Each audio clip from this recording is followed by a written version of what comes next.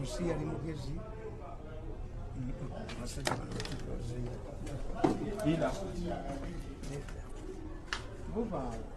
bazanyi ba mupiira neta simu mubeera wano mweka mufulume ensasulewo mufulume basajjamu mufulume ensasule mutujoze nnyo mukoma mbuzi mukoma nnyo no get out and repay. Why don't you wait for 10 minutes? What type of people are you? Mufulume, talk about pace. I will pay the money. Mufulume that's here. Why don't you keep quiet for some time? Mugende baba we soda.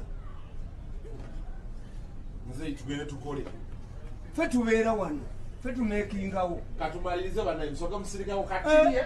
Baba wabakazi muzinde mulyoke muterere.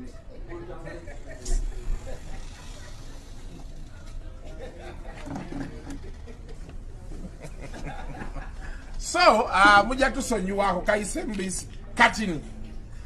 Aha, mzee Mirundi. Okay. Nga tuzeyo wali.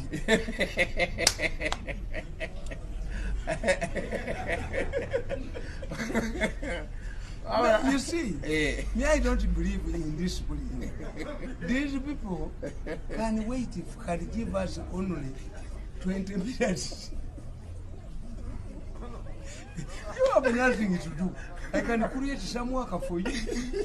But if somebody begs you, as we have been begging them, give us only 20 minutes and we finish. What's the problem of being in discipline? If you don't have something to do, I can provide some work for you.